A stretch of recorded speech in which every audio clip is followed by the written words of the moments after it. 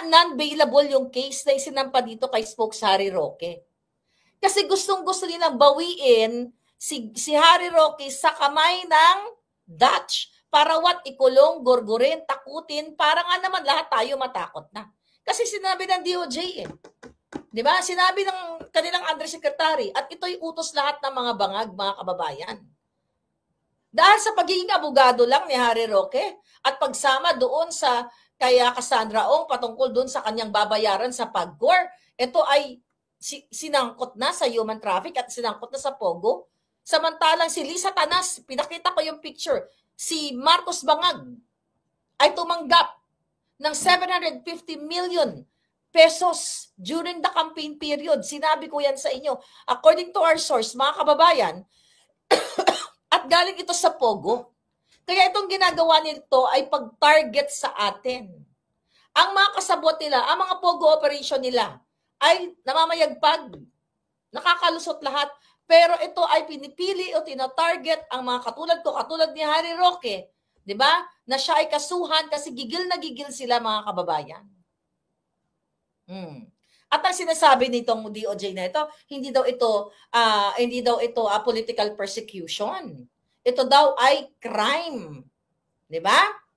Pero dahil ito daw ay human trafficking at hindi nga ito bailable, matindi daw itong crime na ito. Tatandaan ninyo, mga kababayan, hindi tanga ang mga abogado, hindi tanga ang gobyerno ng Netherlands para hindi makita ito na ang ginagawa nilang pagkakaso ay related to political persecution dahil maingay din ang bibig ni Harry Roque. Kaya gawa-gawa ng mga kaso, pananakot, inciting to seditions. Ako, di ba, may mga ganyan sila. Pero up to hanggang ngayon, wala pang file na defamation case itong si Bangag. Kasi dito ko siya haharapin sa Korte ng California, mga kababayan. Political persecution ang ginagawa, kahit pa human trafficking, kahit ano pang tawag dyan, ano pang pangalan ng ikakaso nyo sa amin. Still, ito ay politically persecution, na which is magagamit talaga ni Spokes Harry Roque sa kanyang asylum sa Netherlands. Yan ang totoo dyan, mga kababayan. Kaya ang ginagawa nitong DOJ na ito, na hindi ito politika, Di ba? Hindi ito politika. Ganyan-ganyan. Tapos gusto nila utusan ang gobyerno, ang embahada ng Netherlands sa Pilipinas na magsalita daw patungkol dito sa issue ni Harry Roque, ni Spokes Harry Roque. Uutusan pa nila na wag aprobahan itong asylum visa ni Spokes Harry Roque. Ganito kawalang iya, mga kababayan, itong bangag na administrasyon na ito.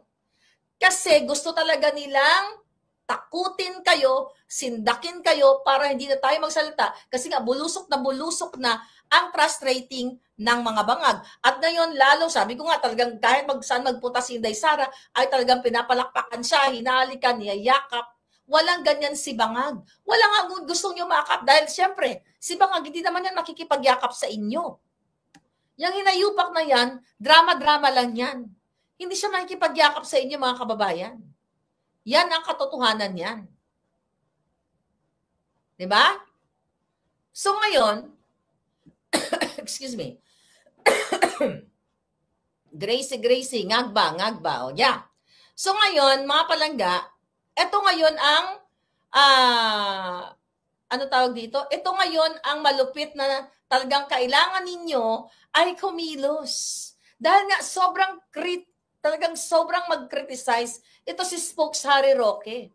Kaya ngayon, mga kababayan, tinatarget na nga tayong lahat. Ngayon, tahimik yung mga, sabi ko nga, ayan natin mga diretso naman sa inodoro yung mga yun eh. Diba?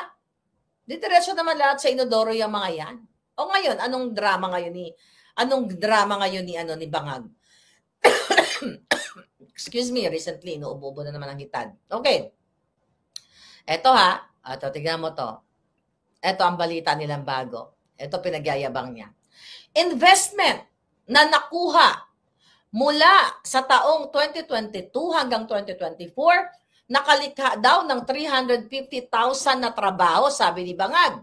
Ipinagmayabang, basahin ko lang. Ipinagmalaki, tapos magkokomento tayo dito. Ipinagmalaki ni Pangulong Bangag ang magandang takbo sa nakalipas na 2 taon kung ang pag-uusapan ay pagpasok at hindi lamang mga lokal kundi mga dayuhang pamumuhunan sa bansa. Oh. Ayon sa kay Bangag, lumalabas sa datos daw na mula 2022 hanggang 2024 ay nakapagtala. Baka hanggang tala lang ito, di ba? Ang Pilipinas ng 27 billion US dollars, katumbas ng 4.35 trilyong pisong kabuuan ng pamumuhunan na pumasok sa bansa at nagpalakas daw sa job creation. Tignan natin yung balita kung ano siya nasabi. Saan siya nagkaroon ng 300, saang mga ahensya o sektor ang 350,000 na trabahante. Sabi dito, nagresulta ito sa sinabi ni Bangag sa paglikha ng trabaho na umabot sa 350,000 na trabaho. Nagbunga ito ayon kay Pangulong Bangag na hindi lang daw malakas na economic performance kundi naaabot din ng bansa ang pinakamababang unemployment rate. Sinungaling yan mga kababayan. Napakasinungaling ng Bangag. Hindi nga niya naipaliwanag dyan, mga palangga. Hindi na naipaliwanag saang ahensya, mga palangga, ang nagkaroon ng 350,000, okay? 350,000 na trabaho. Ilan ang population ng Pilipinas? 120 million Filipinos. 350,000 na trabaho. Saang ano yun? Saang mga sektor nga? Hindi naman niya pinaliwanag eh. Baka ito ay what? Papel lang, bunganga lang, di ba? Pero kung titignan mo, mga kababayan, every year may gumagraduate. Every year may mga bagong trabahante na nag-a-apply. So ito 350,000 for 2 years. So lumalabas 100 plus thousand lang, 175 jobs yearly, di ba? Pero ilan ang gumagraduate? Ayon sa ating research, ang mga gumagraduate taon-taon, okay? Na ito ay dapat magkaroon ng trabaho at papasok na ito sa industriya at maghanap sa mga job market every year, 800 to 1 million na aplikante, na mga bagong aplikante, mga bagong graduate. Kaya kung tatanga-tanga ka talaga dito, sa Bangag na ito, nagpapaniwala ka, wow, ang galing-galing, mayroon 350,000 jobs for 2 years. Pero hindi mo inisip na ilang milyon ang population ng Pilipinas. Let's say 120 million. Let's say, for example, half of it, 50 million. Diba? Ngayon, ilang porsyento? Kung 800 million to 1 million, according to dito sa ano na to sa ano na to report na ito na may 800 to 1 million na mga bagong graduate na naghahanap ng trabaho. So short pa rin.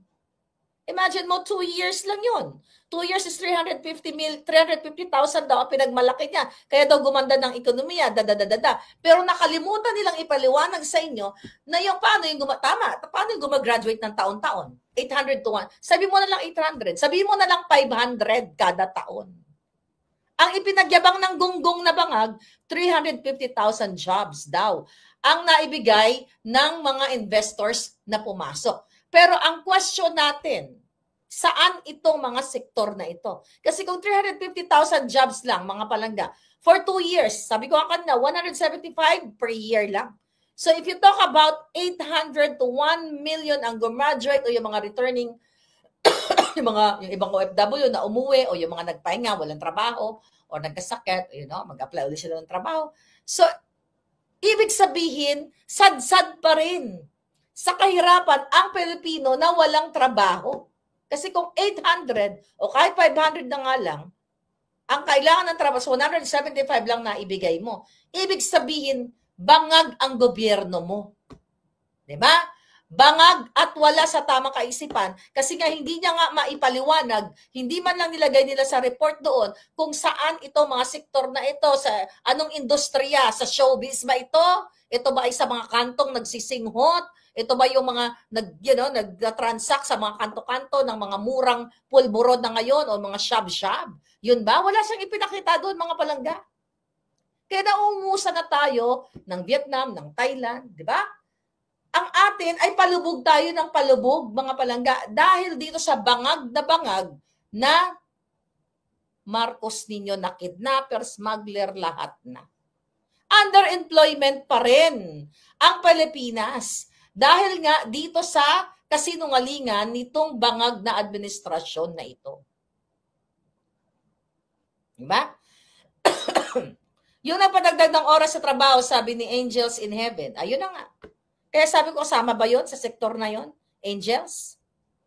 Kasama ba sa sektor na nabigyan daw ng trabaho na 350,000 na nabigay ng trabaho? Ito mga investors o investment na ito.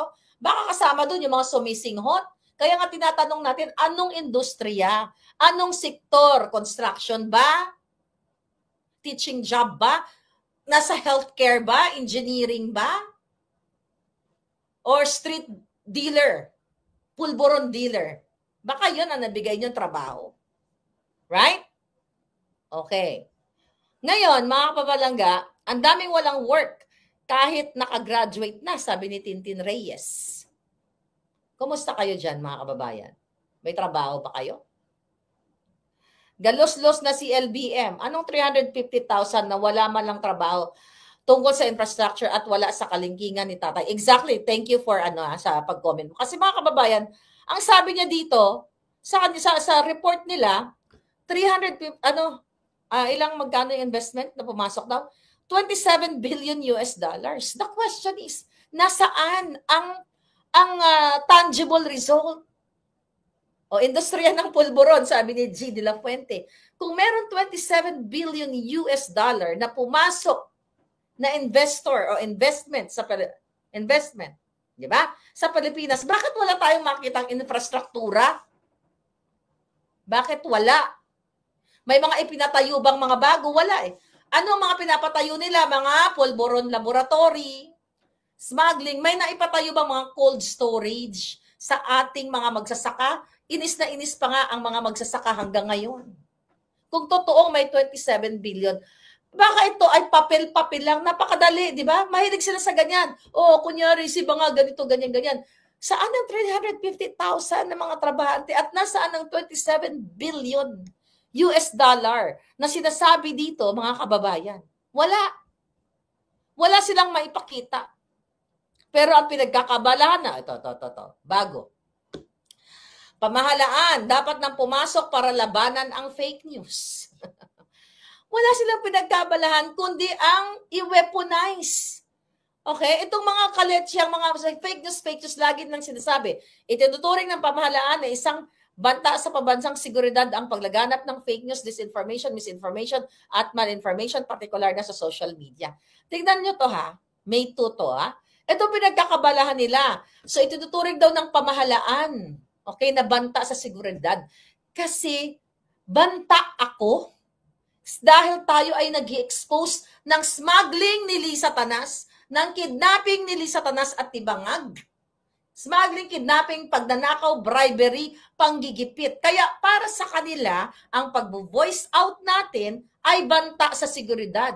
Pero ang totoo, sila ang banta sa seguridad ng mga Pilipino. Dahil sinungaling, 350,000 daw. Akala niya success na o achievement na ang sinasabi niyang 350,000 for 2 years. Di ba? Pero walang maipaliwanag saan. Asan yung listahan ng 350,000 na worker? Napakadali lang yan.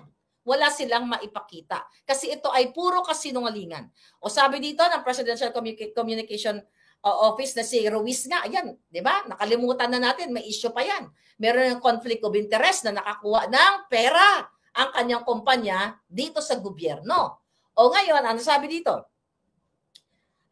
Sa kanyang pagdalo sa forum ng War Against Fake News, gayon din ang formal na paglunsad ng Joint Anti-Fake News Action Committee. O meron pa silang mga committee dyan sa Camp Crame ngayon. O ayon sa kalihim, okay, sabi dito nakakabahala ang pagkalat ng fake news lalo't at ilang tao at kumpanya lamang ang nakikinabang dahil sa walang regulasyon na sumasaklaw dito.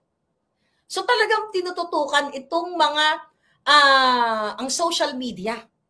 Kung meron man nagpapakalat ng fake news, ay sila. At sila ang nagbabayad ng mga firm para magpakalat ng fake news. Diyan lang, pumunta ka lang sa Facebook page ni Lisa Tanas, pumunta ka sa Facebook page ni Bangag, nagkalat ang kanilang mga trolls. Kaya sila ang tunay na may troll farm. Diba? Ano ang sabi dito? Puspusan na ang ginagawa nilang paglaban ng pamahalaan sa fake news kasama ang paglikha ng operational framework na siyang tututok sa pag-shutdown ng fake news media. Tignan mo, may operational framework pa sila na tututukan ang pag-shutdown sa atin. Ganito ka desperado. Ganito ka demonyo ang gobyernong ito. Imbis na magtayo ng mga infrastruktura para sa mga walang trabaho, livelihood program, nagtayo pa ng what? Nagtayo pa sila ng mga, ano tawag dito? Operational framework para daw tumutok, para i-shutdown lang yung ating mga page. Ginagamit lang nila yung salitang fake news, pero sila ang tunay na fake news dahil si Marcos Jr. ay isang addictus benedictus. Siya ang tunay na addictus benedictus na kahit na ano pagsisinungaling nila, kitang-kita ninyo na sumisingot yan at pinanindihan ko na authenticated yung pulboronic ang pag-a-addict ni Marcos Jr. at hinahamon ko yung buwaka ng inang yan. Kung yan ay defamatory, file a case in California.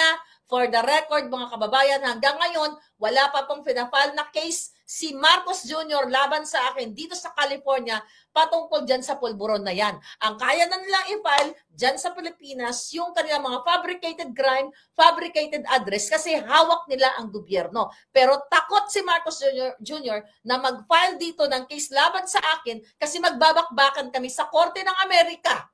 At isasampal ko pa, palunok ko sa kanya, yung authentication na yan na siya ay addictus benedictus. So dahil dito sa mga ulat natin, sa ating mga expose, ngayon ayon sa PCO, ay pag-usap daw sila sa Facebook o sa Meta at ang DICT para harangan nila or shutdown nila ang mga Facebook page ninyo.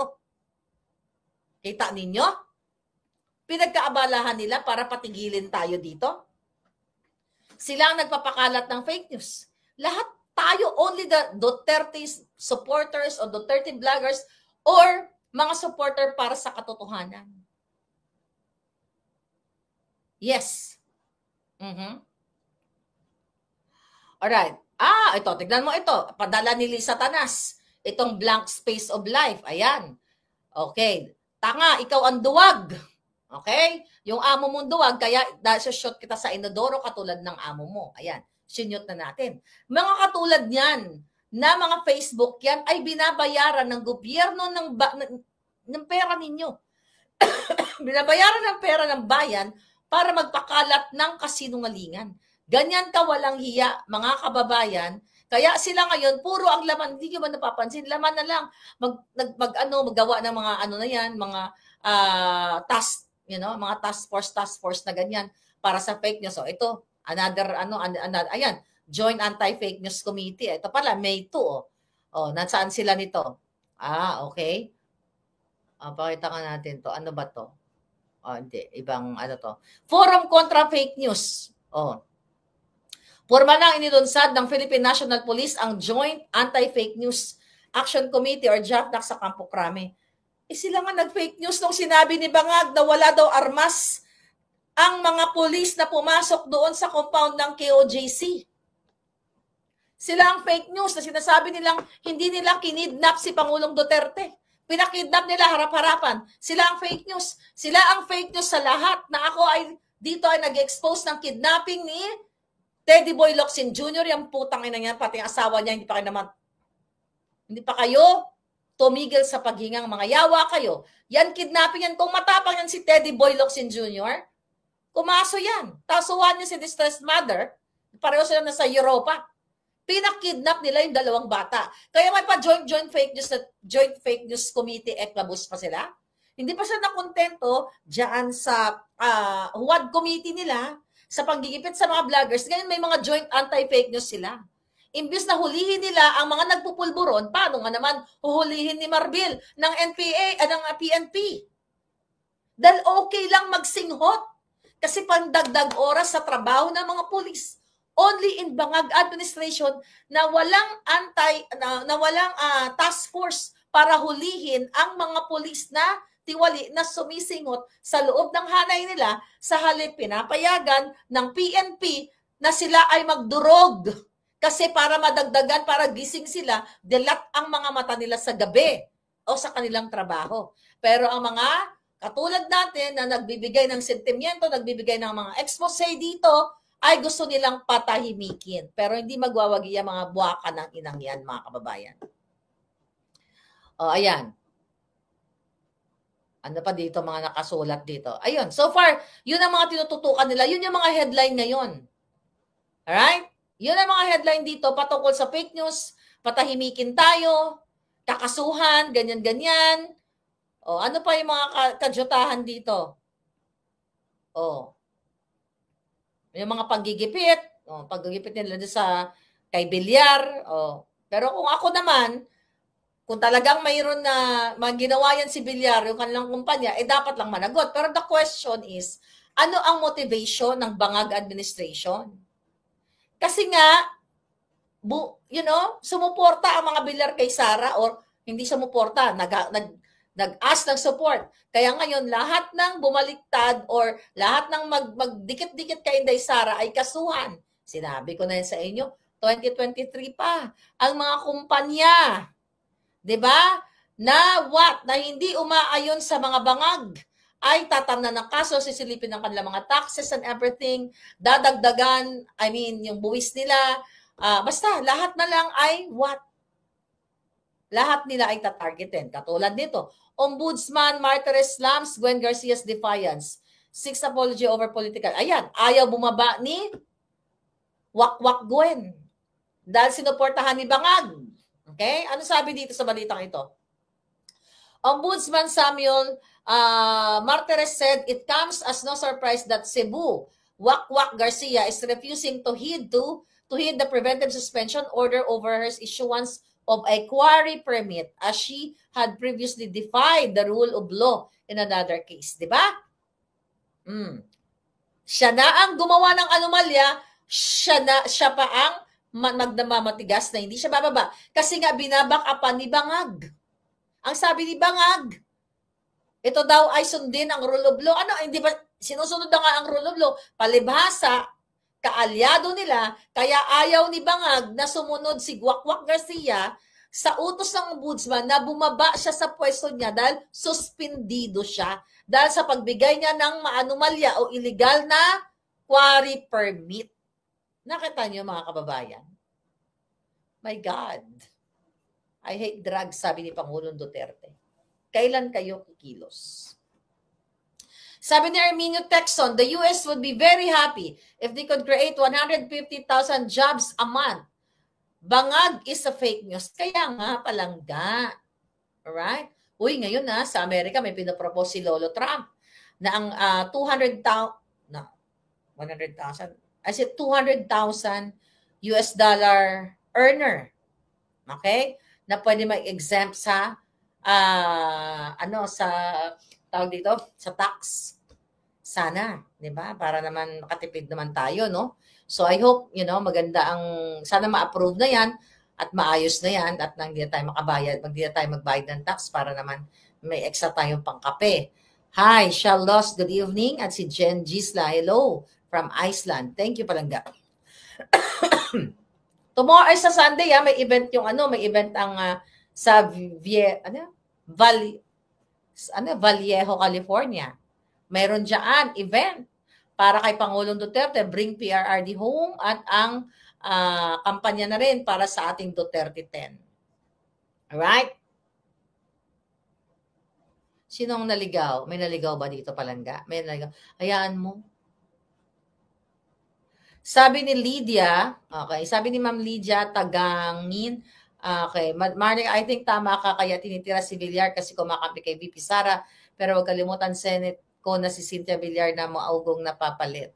Yes, you're right. Mga uto-uto, ultimong anak ni Bangag ay adik. Sabi ni Angel 7, Ms. Mar, totoo ba yung kumakalat na isa ang Pilipinas na no visa na sa US? Hindi palangga. Hindi yan totoo. Hindi yan totoo. Fake news yan. Baka si Bangag ang nagpakalat niyan. O katulad nito ni Obet Jeronimo, sabi niya, Maharlika, ang ganda-ganda mo talaga. Thank you naman, Obet. Si Lisa Tanas ay makyaw ang pokelya. Kidnapper pa. Yes. Thank you, Obet. Ayan. Thank you sa pagsabi mo sa akin. Maganda. Dahil dyan, ayan. Ngayon, mga palangga, tignan natin ito okay. Swapang sa kapangyarihan.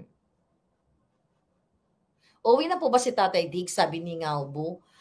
Tignan natin. I hope nga, di ba? Kanina pinag-usapan natin na sana nga mabasura na yung kaso kasi wala na nga jurisdiction. Balikan mo lang yung first part ng ating vlog. Let's look forward. Ako, nararamdaman ko na malapit na umuwi ang Pangulong Duterte. Basta magaling lang, di ba? Magaling lang magaling lang sa argumento o makipagbakbakan ng kanyang mga lawyer. Kasi sinasabi ni Harry to Bago pa yan sila nag-file na yan, sinasabi ni Harry, nung nasa dahig pa nga ako, ano ba yan? Maharlika, bakit di pa nagpa-file? O, di ba? Dapat ko ako niyan, sabi ni Harry, magpa-file na, di ba? Pero ngayon, thank God naman at nag-file na nga itong mga abogado ni Pangulong Duterte. Dapat nga siguro kung noon pa nag-file yan, baka nakauwi na yung Pangulo. Right? Duterte 10. Okay? Never again kay sa Marcos. Huwag na po kayo magtiwala kay Amy Marcos. Hindi yan totoo yung sinasabi ni Inday na pinya ka matapang. Hindi siya matapang. Baka alam mo si Inday, etos na yan, manang-man sa tatay niya. Di ba? Hindi matapang si Amy, tsaka hindi siya ang unang nag-expose ng kawalang hiyaan ng kanyang kapatid at kanyang sister-in-law. Kung matapang si Amy Marcos, si Mangga ay pinangalanan niya na si Lisa Tanas na kidnapper at ang kanyang kapatid. Pero yung 350 tons na tonelada na ginto sa Hong Kong, okay, na iniimbestigahan ngayon, at ang ginto ni Rogelio Rojas, silang magkakapatid ay nakikinabang, pati mga anak, pati mga kapu-apuhan nila, kaya nilang laruin ang batas. Kahit nga ang batas sa Amerika, di ba? Kanina binanggit natin na mayroong kinaharap na contempt of court damages. Si Bangag, 350, round off natin, $354 million. Pero napapaglaruan nila, nabibitin-bitin nila, apila dito, apila ganyan. Ganito po sila maro pagdating sa panggagancho. So dapat talaga, kung meron kayong kulam dyan, tapusin nyo na lahat ang mga bangag at nang hindi na sila makapamirwisyo o makapamuksa ng Pilipino. Dapat wala na kayong iboboto sa mga Marcos, lalo na si Amy Marcos. Never again. Hindi yan totoo, mga pinapakita niya dahil kung totoo, matapang siya. Ponyeta, hindi nga lang niya push yung kanyang pinsan at ang kapatid niya, ang pinsan niya para makasuhan sa ombudsman at ang kapatid niya para ma-impeach. Drama-rama lang yan, pakitang gilas.